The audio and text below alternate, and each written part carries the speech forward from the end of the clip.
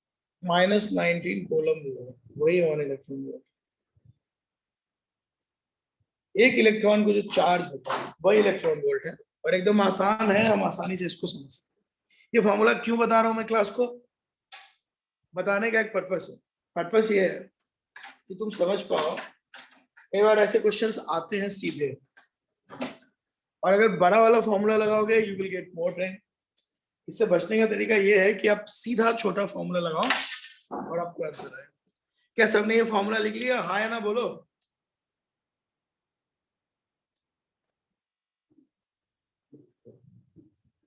Okay, चलो ठीक है भाई, हम आगे बढ़ते हैं।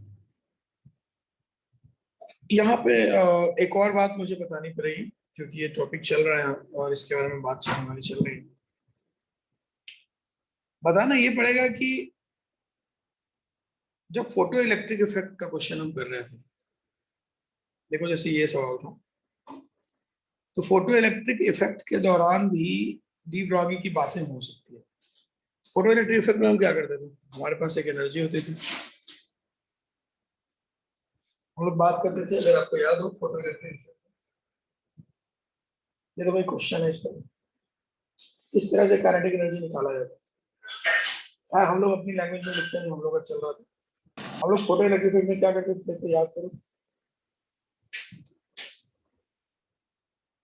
करते ये थे कि फोटोन की एनर्जी की बात होती थी। फोटोन की एनर्जी,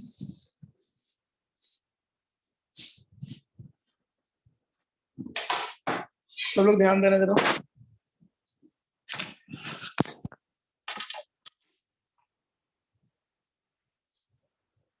लिखते थे energy of photon equal to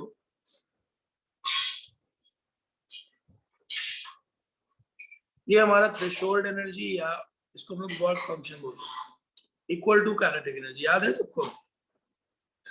ये जो काइनेटिक एनर्जी है वो किसका है? इलेक्ट्रॉन का है, जो फ्री होगा।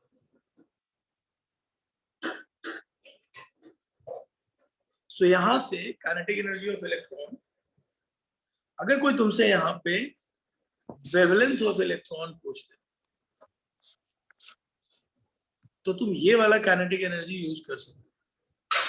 सुन रहे हो? ये वाला काइनेटिक एनर्जी यूज कर सकते हो, और हमारा वो फॉर्मूला भी यूज कर सकते हो जो मैंने तुमको बताया। तो यहाँ से अगर निकालना हो तो ये वाला फॉर्मूला बहुत अच्छा काम करेगा।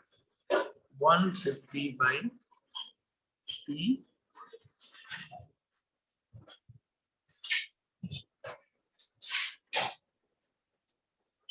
यहाँ पे E जो है क्या है भाई?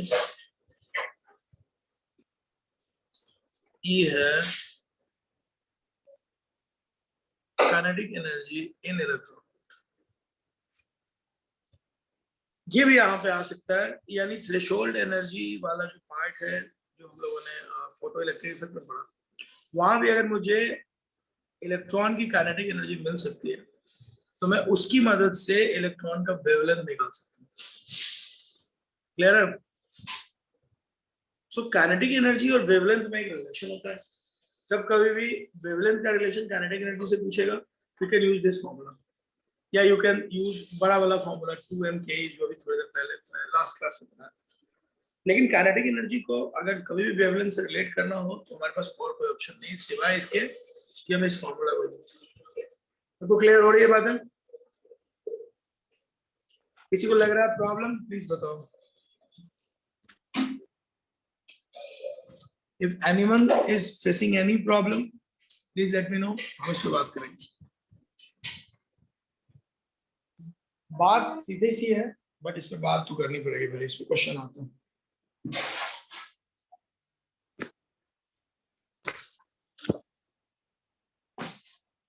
देखो, हमें उन सब चीजों को एक्सप्लोर करना पड़ेगा जो हमारे एग्जाम में आते हैं। हमें उस सारे फॉर्मूले की प्रैक्टिस करनी पड़ेगी जो हमारे एग्जाम के लिए इंपॉर्टेंट है। यही कहानी है और कुछ नहीं है। तो हम तुम्हें वही चीज पढ़ाने की कोशिश करते हैं जो हमारे एग्जाम में इंपॉर्टेंट है और जिसके बिना हमारा काम नहीं चलता है। जल्दी से बताओ, ये सब चीजें क्लियर हो गई? ये सब यूज कर पाओगे?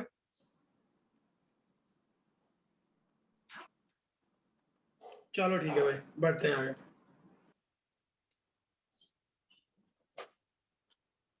आइए, सबको समझ में आ रहा होगा? अरे बोलो यार, समझ रहे हो नहीं समझ रहे हो? क्या हो गया, तुम लोग कुछ बोल नहीं रहे हो? सोए नहीं? नींद पूरी नहीं हुई क्या बच्चों? सिर्फ एक बच्चा बोल रहा है, बाकी लोग सो रहे हैं। अरे बोलो भाई, माइक ऑन करके बोल सकते हो। समझ में आई बात? ये इतना बड़ा फॉर्मूला जो है, इतना बड़ा फॉर्मूला बार बार यूज करने के बजाय तुम सीधा ये वाला फॉर्मूला यूज कर सकते हो। ये यूजफुल फॉर्मूला, यही सिखा रहा हूँ बस, इसमें कुछ है नहीं। ठीक है, अगर तुम्हें इलेक्ट्रॉन वोल्ट में सीधा आंसर चाहिए, यू कैन गेट इट। सो देखो, हम जो कोई कहानी बनाते हैं, हम इस पे बनाते हैं कि हमें किस तरह के क्वेश्चंस मिल रहा है और हमको किस तरह के क्वेश्चंस करने हैं। ठीक है, और कुछ विशेष इसमें बड़ी बात नहीं होती। अब तुम देख सकते हो कि डी ब्रॉगी में 3-4 टाइप के सवाल बनते नजर आ रहे हैं। 3-4 टाइप के। एक टाइप का सवाल कौन होगा? जब सीधा मुझसे पूछेगा कि डी ब्रॉगी वेवलेंथ बताओ। एक टाइप का सवाल कौन सा होगा? जब मुझसे पूछेगा रेडियस और वेवलेंथ में रिलेशन पूछेगा, ये हो सकता है। और एक टाइप का सवाल और बन रहा है हमारे सामने जो बहुत ज्यादा इंपॉर्टेंट है कि भाई फोटो इलेक्ट्रिक इफेक्ट का क्वेश्चन है और हमसे पूछ देगा कि फोटो इलेक्ट्रिक इफेक्ट तो चल ही रहा है, आप हमको ये बताओ कि वेवलेंथ कितना होगा इलेक्ट्रॉन का, फोटो इलेक्ट्रिक इफेक्ट। तो दो टॉपिक को मिला के भी अच्छे सवाल बनते हैं। अगर तुमको ये पता नहीं है, अगर तुम ठीक से वो यूज नहीं कर पाओगे तो फिर कोई फायदा नहीं। इसलिए पढ़ना हमें सब पड़ेगा, हमारे पास कोई चॉइस है नहीं। सबको क्लियर? हम श्योर सबको समझ में आ रहा होगा। आगे बढ़ सकते हैं, इसके बारे में और भी बहुत सारी बातें कर सकते हैं। अब देखो, ये तो डिपेंड करेगा कि आप क्वेश्चन को किस तरह से कर रहे हो और आप बेसिकली कैसे डील करते हो। बट एक क्वेश्चन हम लोग लेंगे यहाँ पर, जिसके थ्रू सब लोग सॉल्व करेंगे। लिखो, सब लोग लिखो जल्दी। यार ये खुल क्यों नहीं रहा?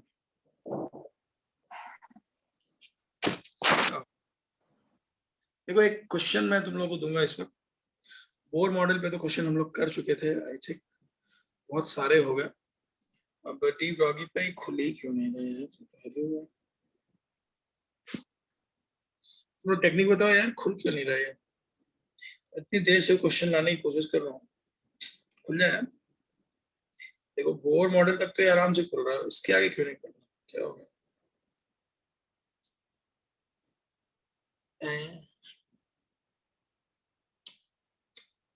क्या है क्या? छोड़ो, लिखो एक क्वेश्चन। देखो, find the de Broglie wavelength,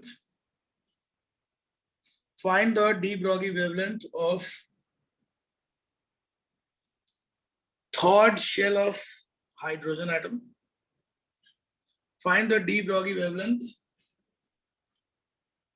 Find the de Broglie wavelength of third shell of hydrogen atom.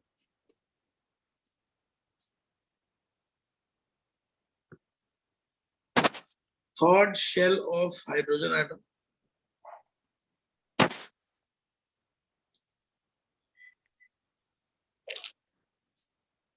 If radius of first shell of hydrogen atom is, if radius of first shell of atom is, if radius of first shell of atom is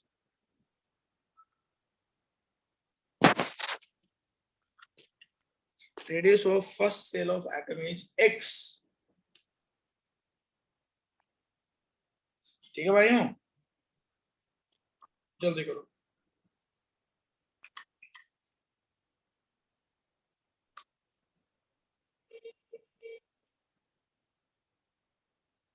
आसान है बहुत, कर सकते हो, बोलो.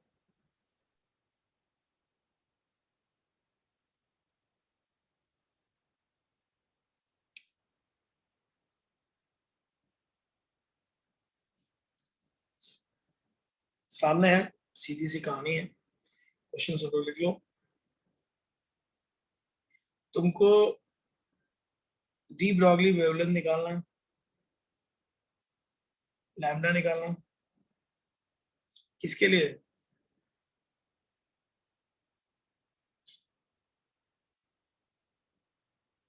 Third shell of hydrogen. Information क्या है तुम्हारे पास? x is the radius of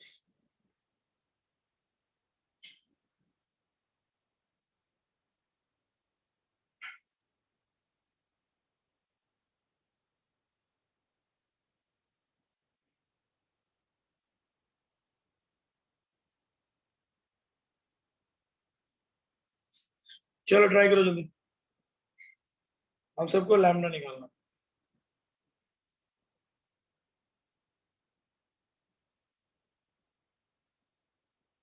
सबने क्वेश्चन लिख लिया? चलो ट्राई करो.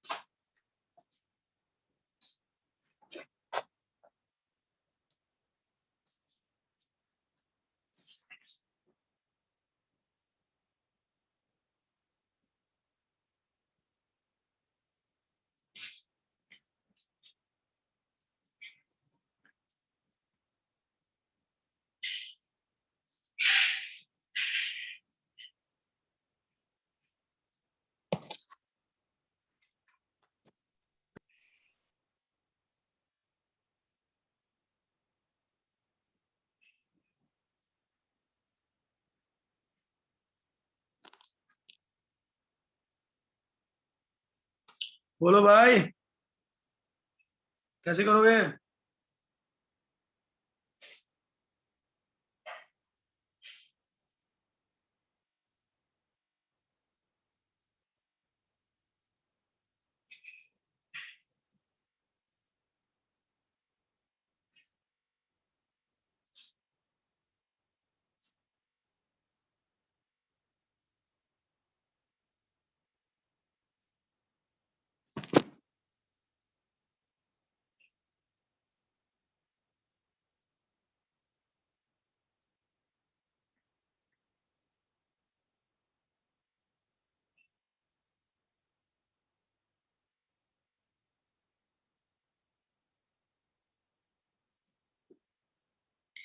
किसी का हुआ आंसर तो जल्दी बताओ.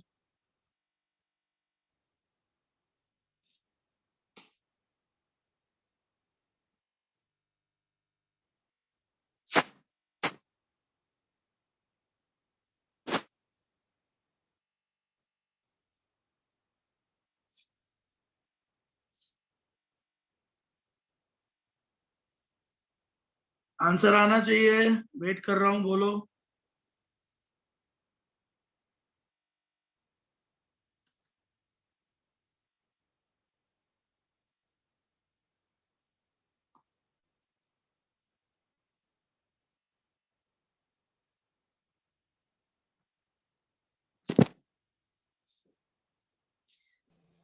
किसी का तो आएगा यार, ऐसा क्या किसी का नहीं आएगा, बोलो क्या आंसर होगा, बोलो। लास्ट क्लास में ऐसे क्वेश्चन हमने कराए थे, एक बार फिर पूछ रहा हूँ, किसी का तो आंसर आएगा। ये क्वेश्चन जल्दी बताओ आंसर क्या होगा। ऐसा नहीं है कि कोई भी नहीं कर पाएगा, जल्दी कोई नहीं करेगा, बोलो सच सच, ट्राई करो ठीक से।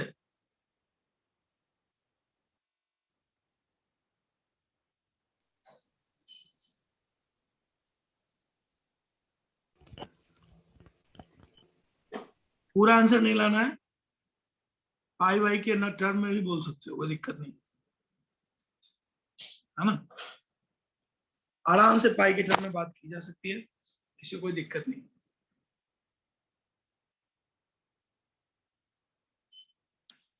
बोलो। Sir 2πx/3। ये देखिए आया तो कुछ आंसर, बाकी लोग ट्राई करो। देखो इस तरह क्वेश्चन को कैसे करते हैं, क्वेश्चन हमने लिखा होगा,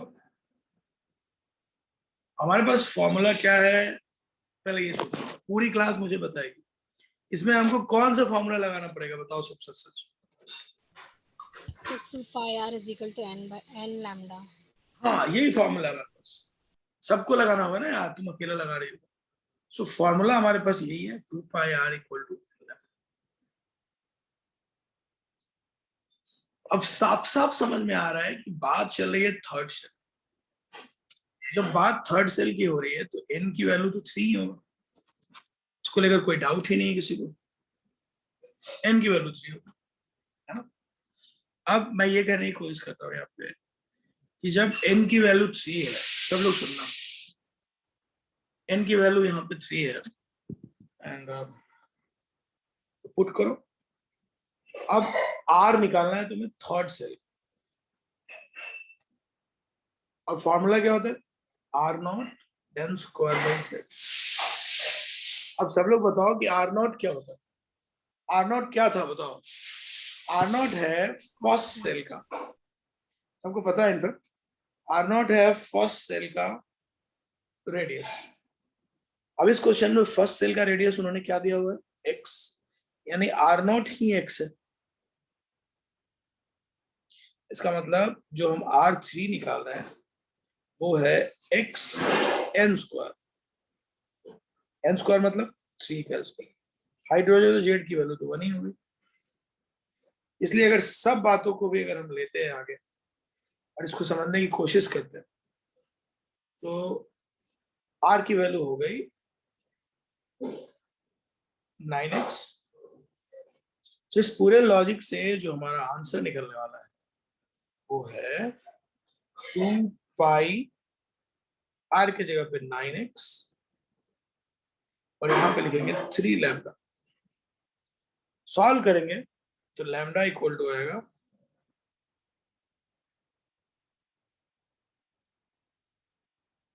18πx/3।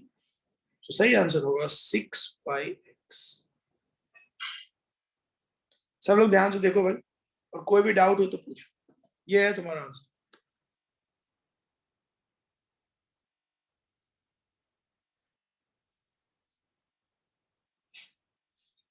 किसी को कुछ भी लग रहा है, नहीं समझ आ रहा है, कुछ भी दिक्कत है, पूछो प्लीज।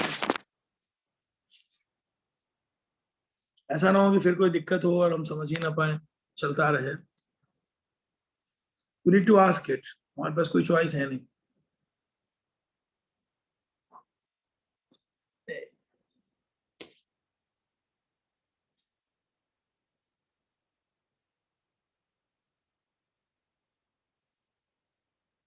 बोलो किसी को कोई भी दिक्कत हो रही है तो हेल्प किया जाए। भाई कोई चॉइस तो है नहीं ना, बात तो करनी पड़ेगी। जब तक आप उसके बारे में जब तक खत्म ना हो जाए, किसी को नहीं समझ में आ रहा है तो पूछ सकता है, कोई प्रॉब्लम नहीं है पूछने में। नहीं समझ में आ रहा है तो तुम क्या करोगे। नहीं, मेरा ये मानना है कि इसमें नहीं समझने जैसा कुछ है नहीं, सिंपल सी स्टोरी है, फटाफट तुम कर सकते हो। बोलो भाइयों।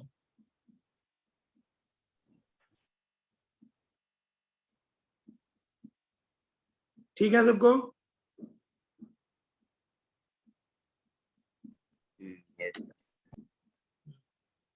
तो किया जा सकता है। इंपॉर्टेंट ये है कि आपको सब बातें थोड़ा ध्यान से लिखना पड़ेगा, ध्यान से समझना पड़ेगा। चलो कूल, बहुत बढ़िया। सो ये मैं बताने की कोशिश कर रहा था, इस पे हमारी बातचीत हो रही थी और इसके आगे हम बढ़ेंगे। इस तरह के क्वेश्चंस आ सकते हैं तुम्हारे सामने, आई एम टेलिंग यू, ऐसी चीजें आएंगी। और अगर तुमने ऐसी चीजों की प्रैक्टिस नहीं की है तो तुमको बहुत सारी दिक्कत होगी। ऐसा नहीं है कि ऐसे क्वेश्चंस नहीं आते, आते हैं। इंपॉर्टेंट ये होता है कि जब वो क्वेश्चन आते हैं तो आपको समझ आना चाहिए कि किसकी बात हो रही है, नहीं तो फिर दिक्कत है ना।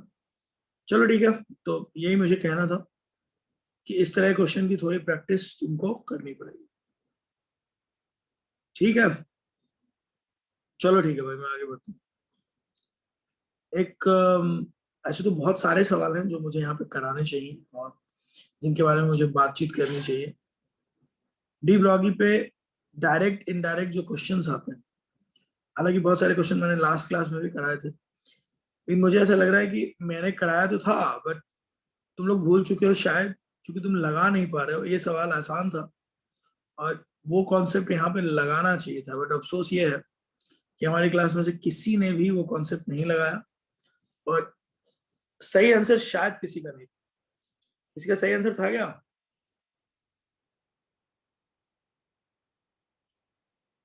बोलो। नहीं था।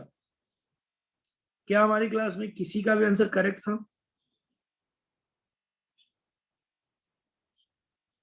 आई एम श्योर नहीं होगा, क्योंकि अगर सही होता तो कोई ना कोई आंसर आ ही जाता। कोई बात नहीं।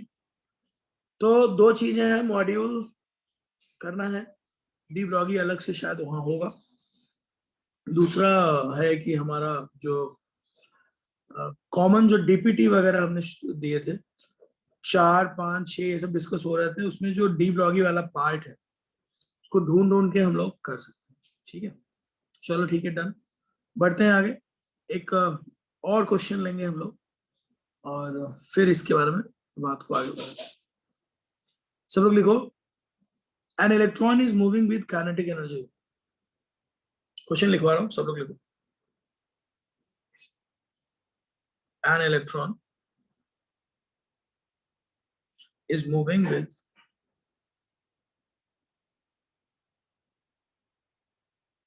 kinetic energy of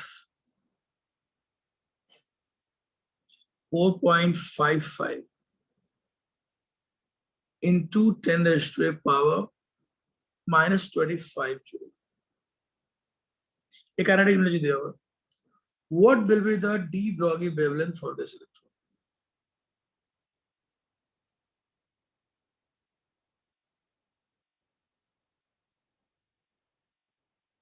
सर बाहर एक लड़का खड़ा है, उसको अंदर ले लो ना। हाँ हाँ भी लेते हैं, एक मिनट, थोड़ा एक सेकंड वेट करो। de Broglie wavelength for this electron.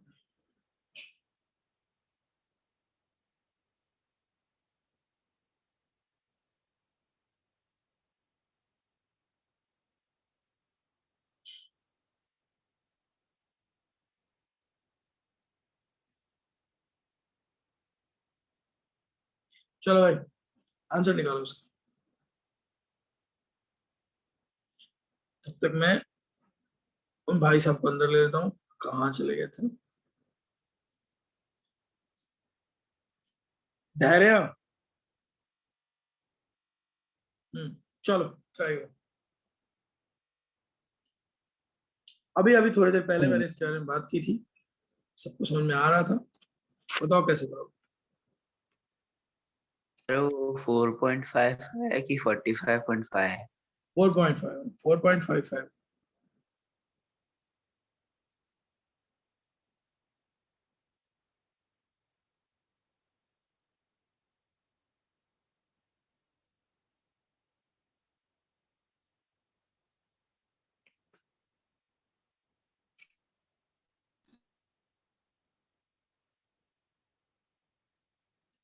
चलो ट्राई करो करो।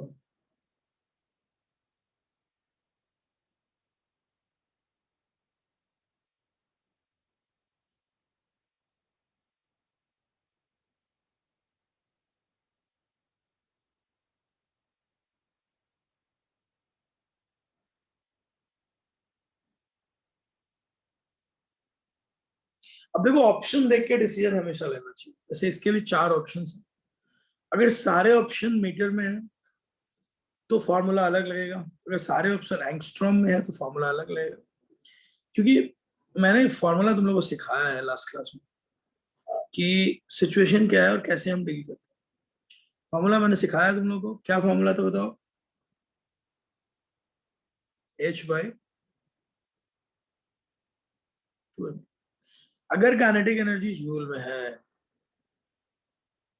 और लैम्डा को मीटर में निकालना, तो यही बेस्ट फॉर्मूला। सो चलो लगाओ, H की वैल्यू तुमको पता है,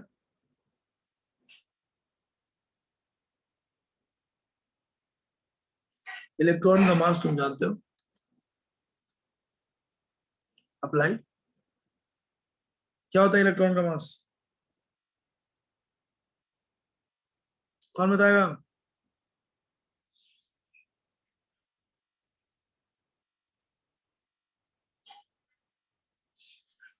ये इलेक्ट्रॉन का मास है 9.1 इंटू 10⁻⁻31 kg।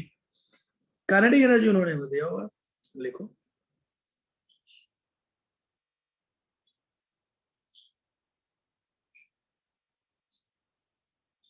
यूज दिस, सीधा आंसर आएगा।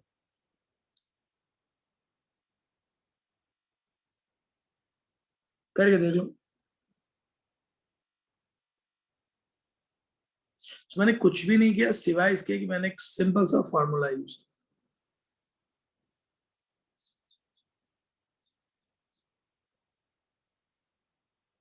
सॉल्व करोगे तुम्हें आएगा 7.28 इंटू 10⁻⁻7 मीटर। देखो सीधा आंसर है जो आ रहा है।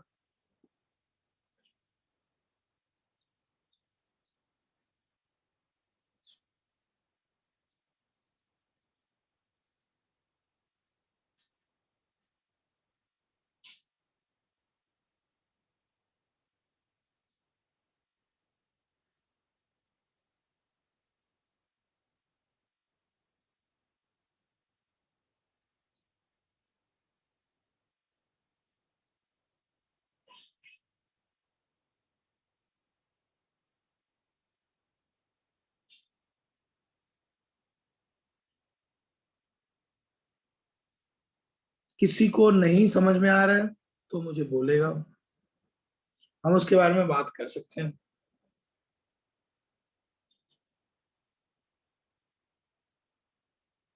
ठीक है भाई, बोलना तो तुम्ही को पड़ेगा ना, कोई और नहीं बोलेगा तुम्हारे बदले। तुमको नहीं आएगा तुम ही बोलोगे।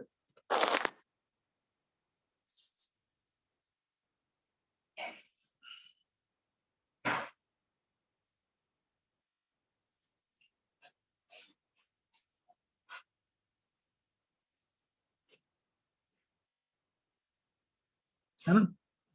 चलो डन। तो ऐसी चीजें होंगी और थोड़ा थोड़ा प्रैक्टिस हमको इसका करना पड़ेगा। मैं सिर्फ ये कहने की कोशिश कर रहा हूँ कि क्वेश्चन आता है उसमें आप देख के डिसाइड करते हैं कि इसमें हमको कौन सा फॉर्मूला यूज करना है। इसी क्वेश्चन में अगर थोड़ा चेंज होता और काइनेटिक एनर्जी की वैल्यू इलेक्ट्रॉन वोल्ट में दी होती और मुझे वेवलेंथ एंगस्ट्रॉम में निकालना होता, तो आई एम श्योर हमारा फॉर्मूला थोड़ा बदलता और हम वहां पे कुछ और थोड़ा सा सोचते। ये सब डिपेंड करता है कि आप किसकी बात कर रहे हैं, है ना? ऐसा नहीं, कुछ फिक्स नहीं होता। अगर मुझे ये वाला चाहिए तो इस तरह से फॉर्मूला को डिसाइड करूंगा। मतलब ऐसा नहीं है कि एक ही फॉर्मूला है, हम उसी पे सोच रहे हैं। हमारा अल्टीमेट पर्पस होता है कि हमको एक सही आंसर लेके आना है, गलती नहीं करनी और जल्दी भी लाना है। ये सारे पर्पस होते हैं हमारे पास। फिर उस हिसाब से हम फिक्स करते हैं कि हमको कौन सा यूज करना चाहिए। ठीक है सबको? हम ट्राई कर सकते हैं, ऐसी चीजें आ सकती है हमारे पास। ये सबको क्लियर हुआ? बोलो सब। Yes. ठीक। Yes, sir. अब देखो मैं जो पॉइंट टू पॉइंट हम लोग डिस्कशन कर रहे हैं वो यही कर रहे थे कि जो फॉर्मूला है हमारे पास उसकी प्रैक्टिस हमको करनी पड़ेगी, चाहे जैसे करें। और सही फॉर्मूला अगर हम यूज नहीं करेंगे तो डेफिनेटली गलतियां होंगी। ठीक है? अब देखो मैं एक और सवाल तुमसे देता हूँ जिससे तुम समझोगे कि सही फॉर्मूला अगर यूज ना किया जाए तो कितना मुश्किल हो सकता है। ठीक है, अब यहाँ पे देखो एक क्वेश्चन ले लेते हैं।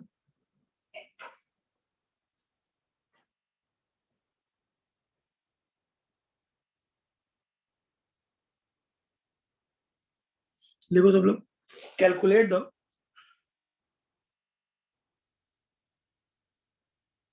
The minimum and maximum kinetic.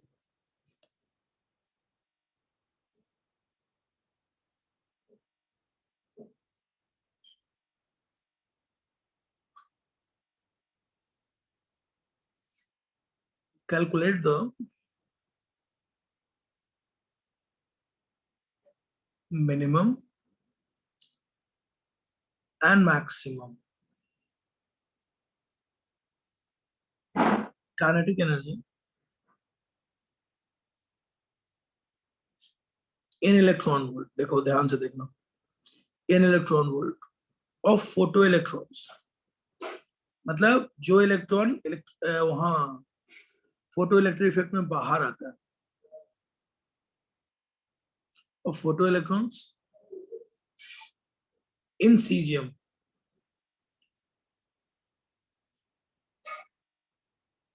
Caesium metal है,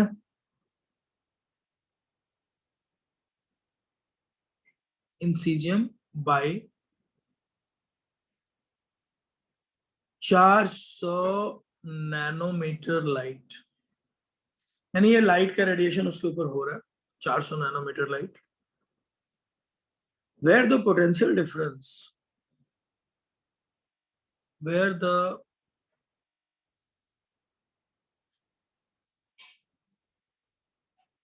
potential difference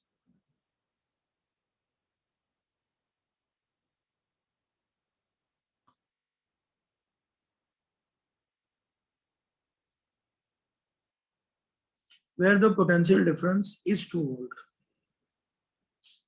is 2 volt, is applied is applied as accelerating voltage। ये कैसी लैंग्वेज है इसकी, डराने वाली, बट देखना कितना आसान होगा।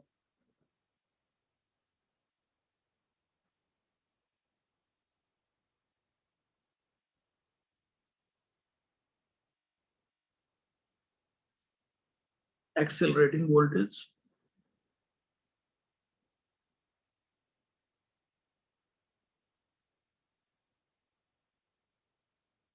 the maximum wavelength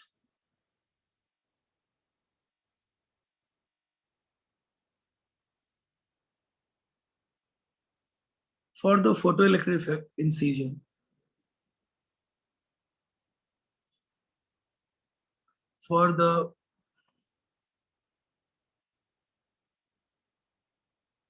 photoelectric effect in cesium, cesium CS होता है, is 660 नैनोमीटर।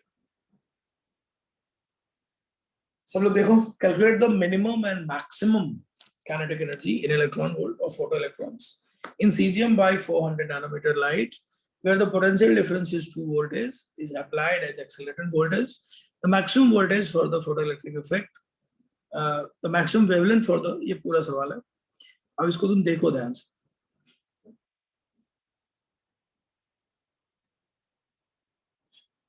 पहले तो लिख लो फिर बात करते हैं।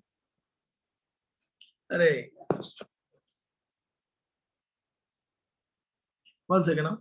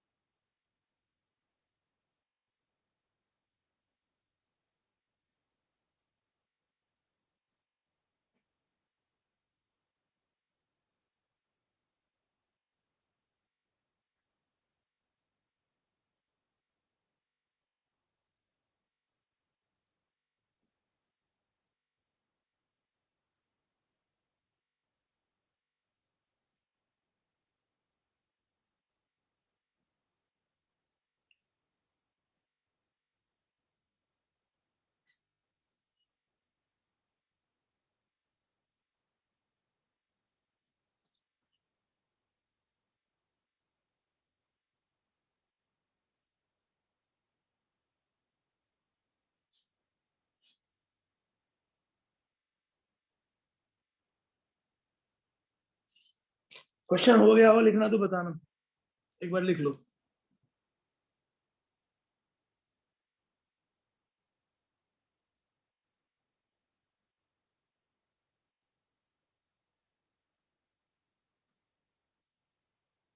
करूँ मैं सवाल? देखो ये सब लिखने के लिए बड़े बड़े लग रहे हैं, असल में इनमें दम नहीं है। हाँ, असल में तुम इनको बड़े आराम से सॉल्व कर सकते हो, दम ही नहीं है इसमें। देखने में लग रहे हैं कि बहुत कुछ जैसे खतरनाक कुछ चल रहा है, जब सॉल्व करोगे तो पता चलेगा अरे ये तो बड़ा आसान था, पता नहीं क्या था यार, इतना क्या था, है ना। सो कई बार ये होता है क्वेश्चन दिखने में बहुत बड़ा होता है, लेकिन जब उसको हम सॉल्व करने जाते हैं तो पता चलता है अरे ये तो बड़ा ही इजी सवाल था यार, इसमें क्या ही था। ये उन्हीं में से एक।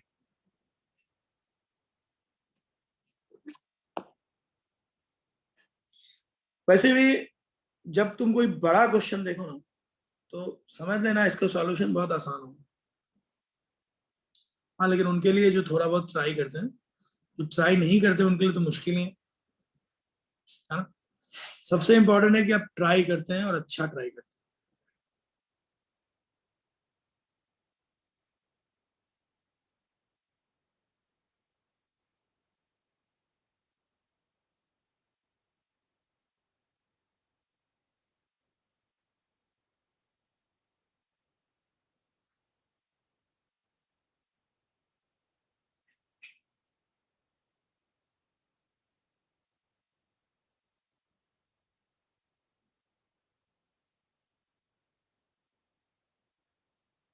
लिख लिया?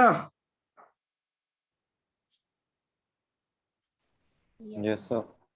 ठीक है भाई, चलो आगे। देखो कैसे करेंगे, स्टार्ट से करते हैं। थोड़ा ये ना क्वेश्चन अच्छा क्यों है, क्योंकि इसमें फोटो इलेक्ट्रिक इफेक्ट और डी ब्रॉगली दोनों इंक्लूडेड, इसलिए इसको मैं अच्छा सवाल मानता हूँ। अब तुम्हें पता होगा कि फोटो इलेक्ट्रिक इफेक्ट में क्या होता है।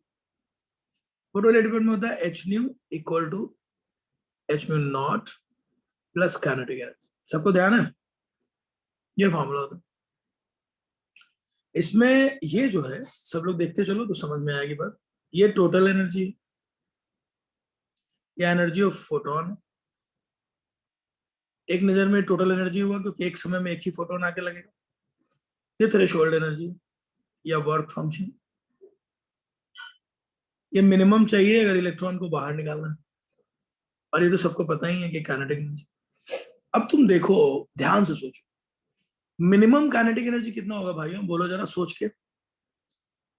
अरे बोल दो, काइनेटिक एनर्जी मिनिमम कितनी होगी भाई?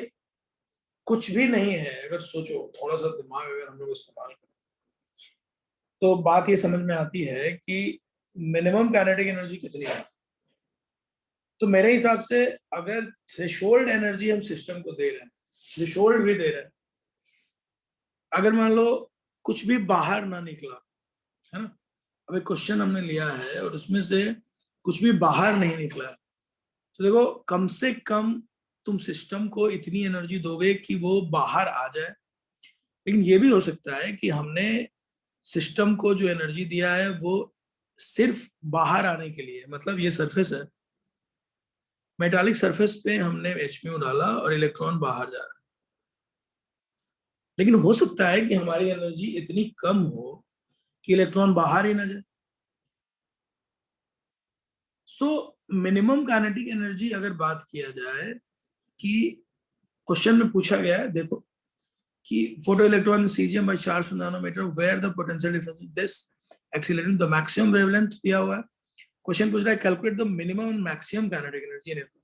सो देखो अगर मिनिमम काइनेटिक एनर्जी मुझसे पूछोगे तो मिनिमम काइनेटिक एनर्जी की जो वैल्यू है यहाँ पे वो एच म्यू नॉट के हिसाब से चल सकती है कि कम से कम इतनी एनर्जी तो उसके पास रहेगी, क्योंकि उतनी एनर्जी देके हम उसको बाहर निकाल, है ना। और मैक्सिमम काइनेटिक एनर्जी कितनी होगी? मैक्सिमम काइनेटिक एनर्जी का फॉर्मूला हम पढ़ चुके हैं। क्या था formula? H mu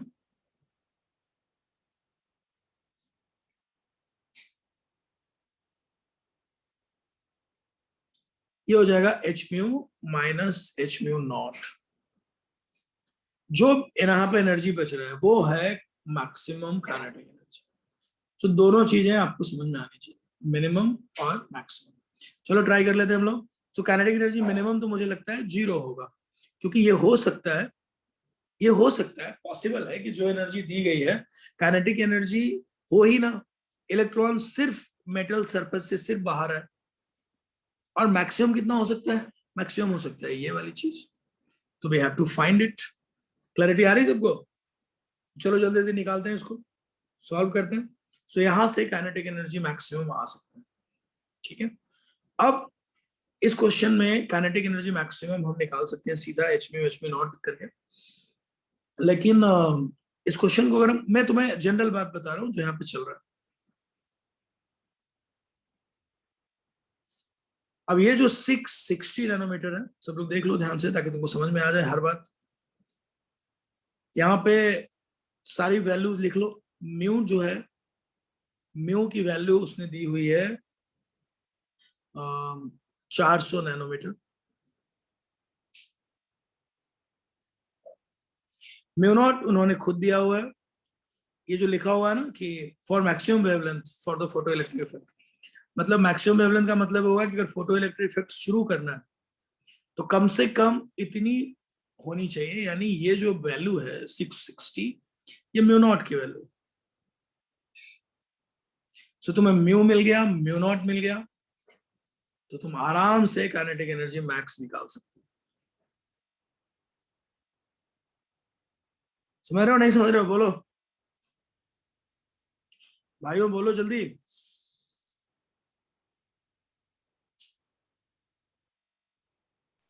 yes sir, समझा। सीधा निकाल सकते हैं हम लोग। तो सारी वैल्यूज यहाँ पे दी गई है, हमको सिर्फ ये देखना है कि क्वेश्चन कैसा सोल्व होगा और कैसे आएगा। बहुत ज्यादा मुश्किल नहीं है, थोड़ा सा दिमाग लगाना है, कर ले। सबको क्लियर? लगाओ दिमाग जरा। दिमाग क्या लगाना, मतलब फॉर्मूला लगाओ, इसमें दिमाग लगाने जैसे कुछ है। You can use this formula और गेट इट।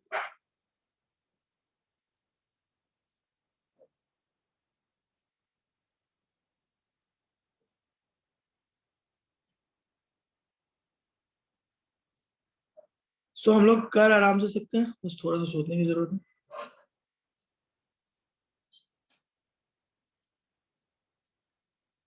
सब लोग देख लो।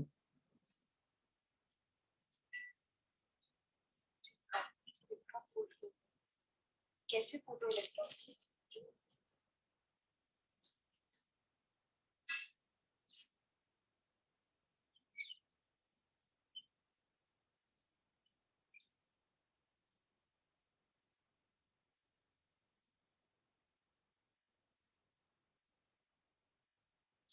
देख लो भाई, इतना मुश्किल नहीं है, बस अपने को थोड़ा सा सोचना है।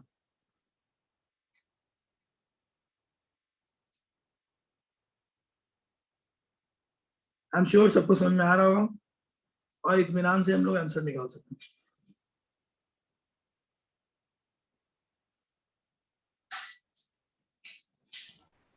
सब पोटेंशियल डिफरेंस क्यों दिया है? जोर से बोलो। हाँ हाँ, वो आ रहा हूँ उस पर। ये समझ में आया? अब अगर इसके बाद मेरे को पोटेंशियल डिफरेंस जो दिया हुआ है उसका यूज बता दो।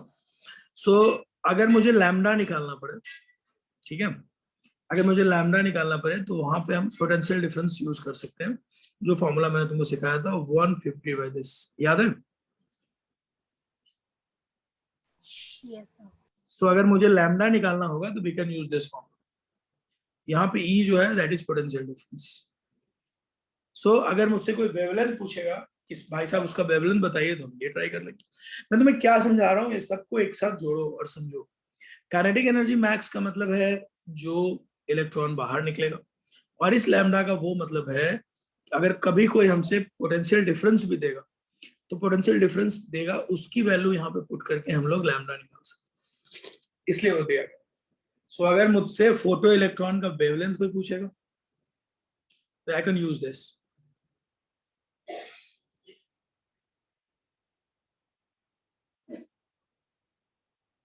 देख लो सब लोग, चेक कर लो, समझ में आ रहा है गेम सबको?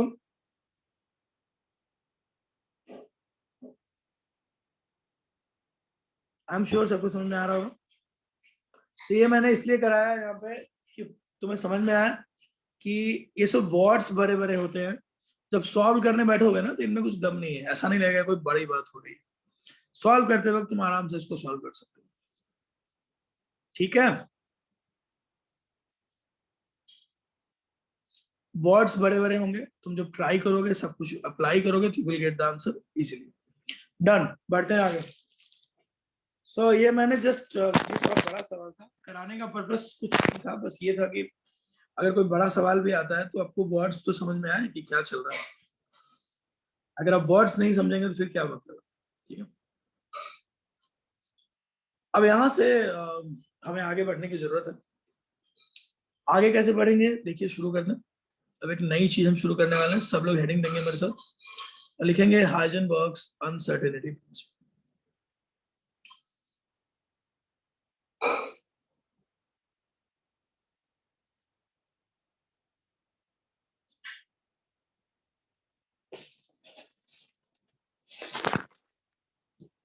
देखो, डी ब्रॉगी के बाद सबको पता होनी चाहिए बात कि जब तक डी ब्रॉगी था बात अलग थी, लेकिन डी ब्रॉगी के बाद दुनिया थोड़ी बदल गई। डी ब्रॉगी से पहले हम इलेक्ट्रॉन को क्या मानते थे बताओ? डी ब्रॉगी से पहले हम इलेक्ट्रॉन को मानते थे कि वो एक पार्टिकल है। अब हम इलेक्ट्रॉन को मानते हैं कि उसमें डुअल कैरेक्टर। ये थोड़ा सा अलग बात है और थोड़ी अलग कहानी। सो देखो, एक बार हम वापस से चलते हैं। दिक्कतें क्या आएंगी वो तुम लोग देखोगे। देखो भाई, ये जो लास्ट क्वेश्चन मैं करा रहा था उसमें मेरा पर्पस था आपको दो तीन बातें समझाना। पहली बात तो ये समझाना कि किसी क्वेश्चन में अगर पोटेंशियल डिफरेंस भी दे दे और आपसे सीधा वेवलेंथ पूछे तो आप उसको यूज कर सकते हैं। समझ में आ रहा है सबको? और क्या समझाना? What is the meaning of maximum kinetic energy and what is the meaning of minimum kinetic energy, आप लोग समझ चुके होंगे इन सब के बाद। लेकिन अगर एटॉमिक स्ट्रक्चर की बात की जाए जो हम लोग कर रहे थे, तो डी ब्रॉगी के बाद हमें आगे बढ़ना है। देखो, डी ब्रॉगी का जो इक्वेशन था उससे आगे बढ़ने का समय आ गया है, और ये है हाइजेनबर्ग अनसर्टेनिटी प्रिंसिपल, जो उसके नेक्स्ट पॉइंट है, नेक्स्ट बातचीत है। जरा सोचो, सब लोग अपने अपने दिमाग में सोचो और सिचुएशन को समझो। इससे पहले हम लोग इलेक्ट्रॉन को पार्टिकल समझते थे। अगर इलेक्ट्रॉन एक पार्टिकल है तो उसको ट्रीट करने का तरीका अलग है। हम सब अगर किसी को पार्टिकल समझते हैं तो अलग ट्रीट करते हैं। इसलिए बोर ने उसको पार्टिकल समझ के उसका रेडियस निकाल लिया था, उसकी वेलोसिटी निकाल ली थी, सब निकाल। लेकिन डी ब्रॉगी का इक्वेशन जब 1924 में प्रूव होता है तो दुनिया एकदम से बदल गई, क्योंकि लोगों के दिमाग में ये नहीं आ रहा था कि अगर इलेक्ट्रॉन में dual character, think about it, अगर इलेक्ट्रॉन में डुअल कैरेक्टर है तो भी इसमें ऐसी बातें होंगी क्या? जरा सोचो, अगर इलेक्ट्रॉन में डुअल कैरेक्टर है तो क्या इलेक्ट्रॉन किसी भी वेव का, पार्टिकल का तो तुम वेलोसिटी निकाल सकते हो, रेडियस निकाल सकते हो, सही बात है, निकाला जा सकता है, पर सोच के बताओ क्या किसी वेव का रेडियस और वेलोसिटी निकाल सकते हैं क्या? वेव का तो कुछ फिक्स नहीं होता। वेव की बात जब हम करते हैं दुनिया में, तो पहले तो ये समझ लो कि वेव के बारे में कोई भी स्टेटमेंट जब देते हैं तो वेव अनसर्टेन होता है। अगर वेव अनसर्टेन है तो हम उसके बारे में इतने ऐसे कैसे बोल सकते हैं कि इसका ये होगा, उसकी वेलोसिटी इतनी होगी, उसका रेडियस इतना होगा? We can't. अगर कोई अनसर्टेन है, अगर उसके बारे में अनसर्टेन बात की जा रही है, वेव का मतलब होता है अनसर्टेन। अगर वो अनसर्टेन है तो हम चाहे तो भी उसके बारे में उसका एग्जैक्ट कुछ भी इंफॉर्मेशन हम नहीं दे पाए, है ना? तो हाइजेनबर्ग्स की कहानी यहीं से शुरू होती है, जो बहुत ज्यादा इंपॉर्टेंट कहानी है। हाइजेनबर्ग्स ने डी ब्रॉगी को बहुत दिनों तक पढ़ा।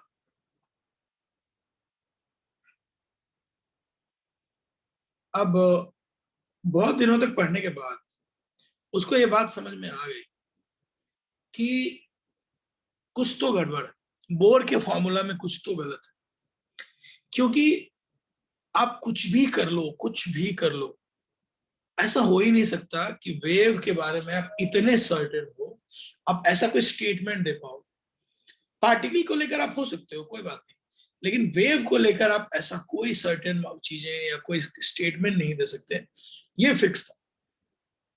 अबे तुम लोग सुन रहे हो, सो गए हो? Yes, sir, सुन रहा हूँ। हाँ, कुछ लोग सुन नहीं रहे हैं, Yes, चलो। sir. हाँ, पूरा ध्यान से सुन रहे सुनो, हैं, क्योंकि हाइजेनबर्ग सुनना इसलिए जरूरी है कि हाइजेनबर्ग के बाद ही देखा जाए तो दुनिया काफी पलट गई, काफी बदलाव हुआ हाइजेनबर्ग के बाद। हाइजेनबर्ग से पहले अलग बात थी, और हाइजेनबर्ग के बाद दुनिया काफी चेंज हो गई। अगर एक वर्ड में जानना चाहो तो मैं तुमको बता दूं कि हाइजेनबर्ग ही बड़े रिस्पॉन्सिबल थे चेंजेस के लिए। हाइजेनबर्ग से पहले लोग इस तरह से चेंज को नहीं मानते थे, बोर की थ्योरी काफी हद तक एक्सेप्टेबल थी, इन हाइजेनबर्ग की थ्योरी के बाद ही चेंजेस आए। एक तरह से डी ब्रॉगी ने शुरुआत की और हाइजेनबर्ग ने उसको आगे बढ़ाया। सो क्या कहता है ये थ्योरी, हम एक एक करके आपको इसके बारे में एक्सप्लेन करते हैं। हाइजेनबर्ग ने सबसे पहले डी ब्रॉगी को पढ़ा। डी ब्रॉगी की थ्योरी वो जितना पढ़ते जा रहे थे उतना ही वो कंफ्यूज हो रहे थे। उनको लग रहा था कि अगर यार ये कैसे हो सकता है, अगर डुअल कैरेक्टर है तो बात अलग है, उसको हम पार्टिकल की तरह नहीं कर सकते ट्रीट, और डुअल कैरेक्टर है क्योंकि ये प्रूव हो चुका था, ऐसा तो नहीं था कि हवा में बातें हो रही थी। हाइजेनबर्ग ने बहुत सोच समझ के एक स्टेटमेंट दिया। उसने कहा, एक्चुअली उनका बोर से ही प्रॉब्लम था, बेसिक प्रॉब्लम। वो कह रहे थे कि अगर इलेक्ट्रॉन में डुअल कैरेक्टर तो वो इस सरकमफेरेंस को ऐसे ऐसे पार करेगा जैसे डी ब्रॉगी कह के गया, और अगर कोई वेव है तो उसको लेकर वी कैनॉट बी सर्टेन कि उसकी वेलोसिटी यहाँ इतनी होगी, उसका रेडियस इतना होगा। आप ऐसा नहीं कर सकते, ये हो ही नहीं सकता, संभव ही नहीं। अगर ये संभव नहीं है तो फिर बोर ने जो रेडियस और वेलोसिटी का फॉर्मूला बताया वो क्या था? तो सबसे पहले उन्होंने अपना एक स्टेटमेंट दिया जो बहुत इंपॉर्टेंट है। मैं पहले से बोल रहा हूं कि ये स्टेटमेंट उन्होंने उस समय दिया था, हो सकता है कि आज के डेट में ये पॉसिबल हो, but we need to understand it. जल्दी से लिखते हैं, लिखो। According to Heisenberg,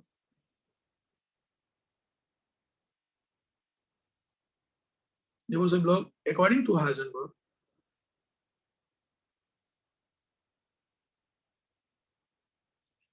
it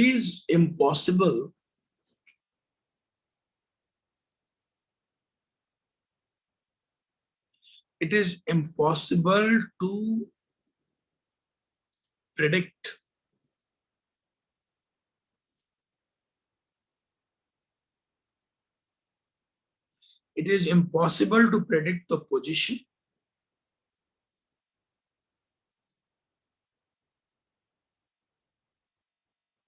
as well as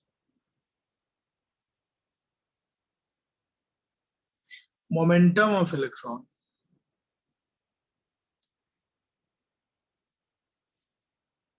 at the same time. According to Heisenberg, it is impossible to predict the position as well as momentum of electron at the same time. ये statement था पूरा, सब लोग लिखेंगे।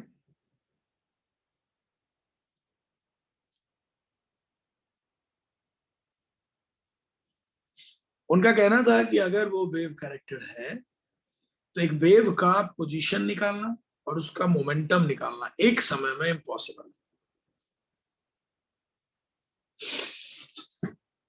जैसा कि bore ने बताया था, याद करो, बोर की थ्योरी के दौरान हम लोग क्या करते थे? जब बोर हम लोग पढ़ रहे थे तो बोर की थ्योरी के दौरान हम क्या कर रहे थे, याद करो। साफ साफ सबको याद होगा कि बोर की जब थ्योरी हम लोग पढ़ रहे थे तो हम बिल्कुल यूज कर रहे थे इस चीज को। एक मिनट यार, कॉल पे।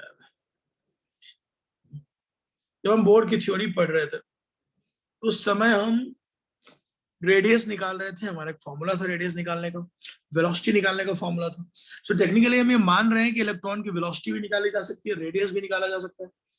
बट हाइजेनबर्ग ने कहा कि अगर वो वेव है तो आप इतने श्योर नहीं हो सकते, क्योंकि वेव अनसर्टेन होता है, उसको लेकर आप इस तरह से श्योरिटी से बात नहीं कर सकते।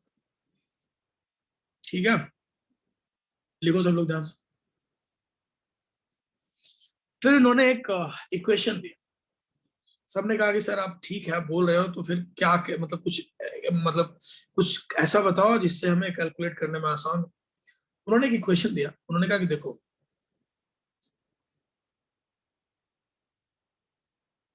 इक्वेशन ध्यान से देखो, सब लोग समझोगे। इक्वेशन दिया और कहा कि देखो,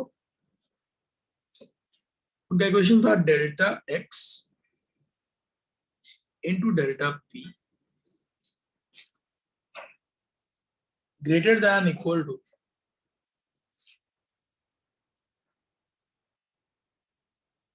h/4 ध्यान से, इसको मैं समझाता हूं कि ये क्या है, सब लोग ध्यान से देखो। इसका नाम उन्होंने दिया कि this is uncertainty in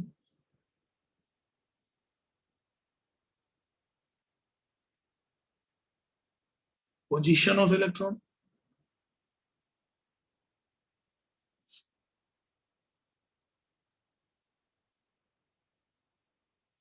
And this is uncertainty in momentum.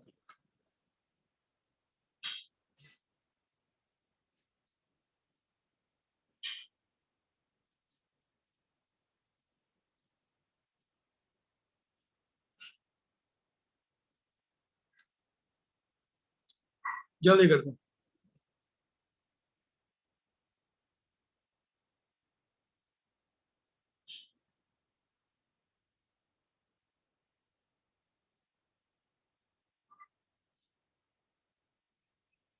मतलब अनसर्टेनिटी का मतलब क्या है? देखो भाई, अनसर्टेनिटी का मतलब है एरर, गलत। एरर समझते हो? तुम अगर आंसर निकालोगे भी ना तो वो एग्जैक्ट नहीं हो। जैसे मान लो तुमने प्रेडिक्ट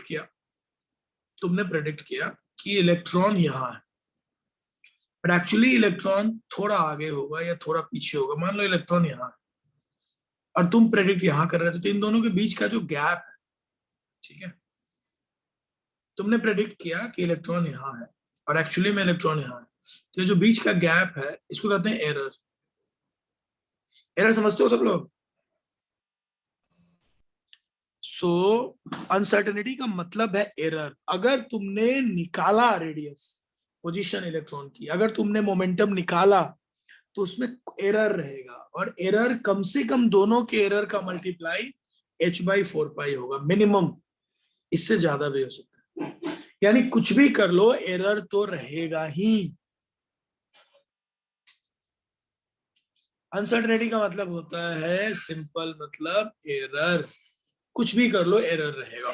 इसको थोड़ा और ठीक से कर सकते हैं, डेल्टा एक्स, इसको तुम ऐसे, मोमेंटम को तुम एम डेल्टा वी लिख सकते हो, क्योंकि मास में तो कोई अनसर्टेनिटी होगी नहीं। तो इसको थोड़ा अच्छे से लिखोगे तो फॉर्मूला ऐसा भी होगा, delta x into delta v greater than equal to h/4। But let me tell you, कुछ भी कर लो अनसर्टेनिटी इज देयर ओनली। मतलब तुम समझ पा रहे हो? बोर के फॉर्मूला में जो हमने वेलोसिटी निकाला था, बोर के फॉर्मूला में जो हमने रेडियस निकाला था, वो पक्का नहीं है, परफेक्ट नहीं है, उसमें गलती है, कुछ ना कुछ गलती है। ठीक है,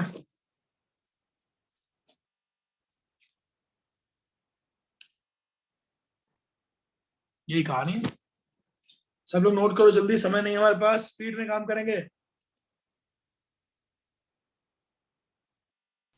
Yes, sir, done. यस।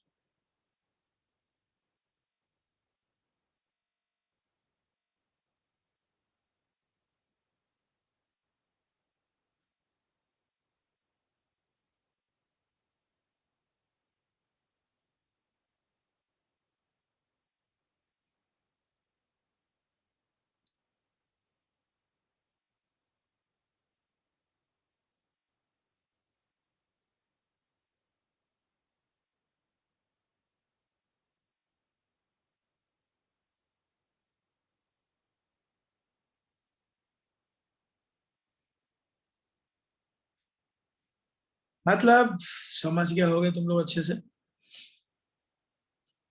मैंने तुम लोगों को एटॉमिक स्ट्रक्चर की डीपीटी दी थी, याद है सबको? अभी सबके पास है डीपीटी?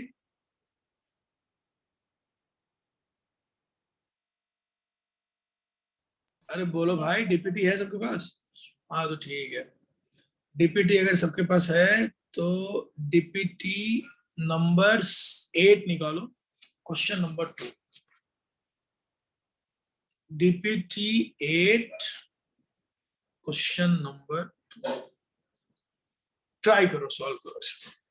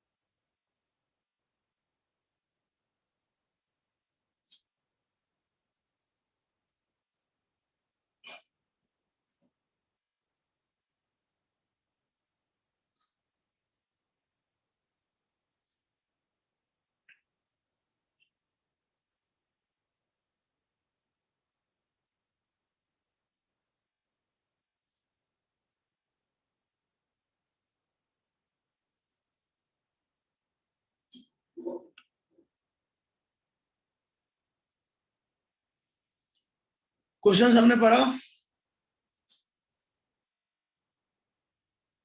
क्या क्वेश्चन है भाई? देखो सब क्वेश्चन क्या लिखा हुआ है। क्वेश्चन में मास दिया हुआ है। अरे सबने क्वेश्चन पढ़ा? हाँ है ना? बोलो भाई। Yes, sir. हाँ. मास दिया हुआ है, क्रिकेट कितना बॉल. है मास? कितना मास है? 150 ग्राम। हाँ? ये मास दिया हुआ है और अनसर्टेनिटी इन इट्स पोजीशन दिया हुआ है 1 एंगस्ट्रॉम। डेल्टा एक्स की वैल्यू दी गई है 1 एंगस्ट्रॉम। इसको अपन मीटर में ले सकते हैं, 10⁻⁻10 मीटर, ये दिया हुआ। ध्यान से देखो सब लोग। अब तुमसे पूछ क्या रहा है? कह रहा है वेलोसिटी बताओ। तो देखो यही फॉर्मूला है, यही वाला फॉर्मूला हमको यहाँ लगाना है।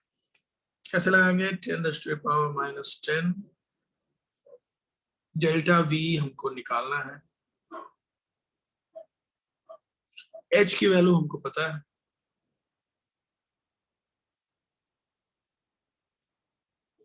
फोर पता है, पाई पता है,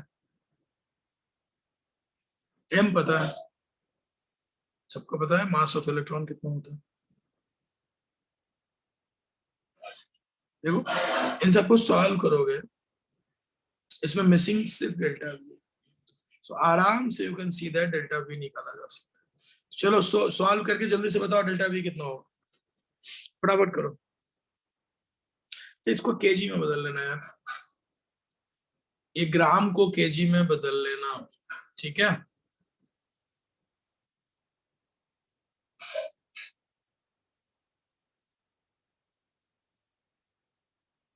जल्दी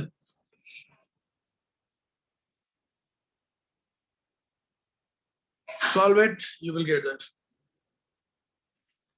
अच्छा सॉरी, मास ठीक कर लेता, मास तो ये होगा, मास की जगह पे ये लिख, फटाफट करता हूं, जल्दी करो, देखते हैं किसका आंसर आता है, जल्दी जल्दी करो।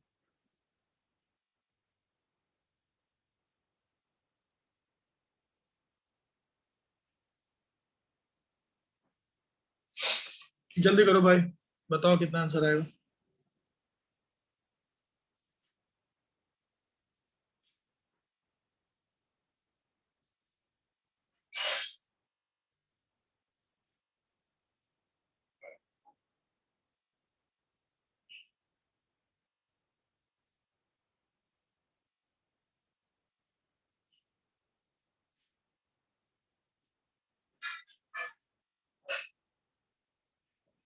कोई तो बताओ।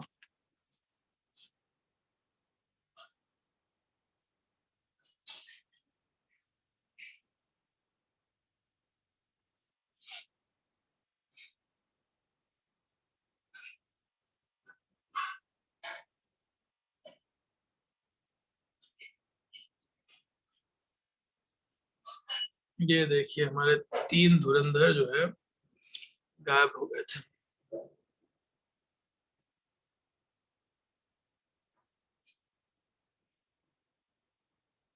अबे तुम तीनों कहाँ थे? कैसे गायब हो गए थे क्लास से?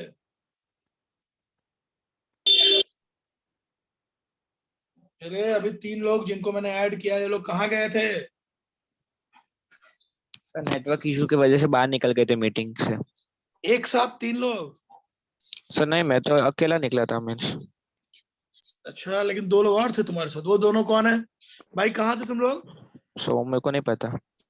नहीं तुमसे नहीं पूछ रहा हूँ, बाकी दोनों से पूछ रहा हूँ। भाई बाकी दोनों जो अभी अभी आए हो, कौन हो तुम लोग? क्या हुआ था? अभी आए हो या मीटिंग से निकल गए थे?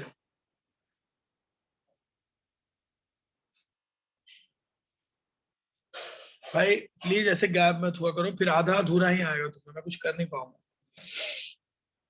अरे आंसर कोई है, एक तो आया आंसर। देखो भाई इसको सॉल्व करोगे यहाँ से तो तुमको सॉल्व करके देख लेना, यू विल गेट ये कुछ वैल्यूज जो आने वाली हैं वो आएंगी 3.50 into 10⁻⁻24 मीटर पर second.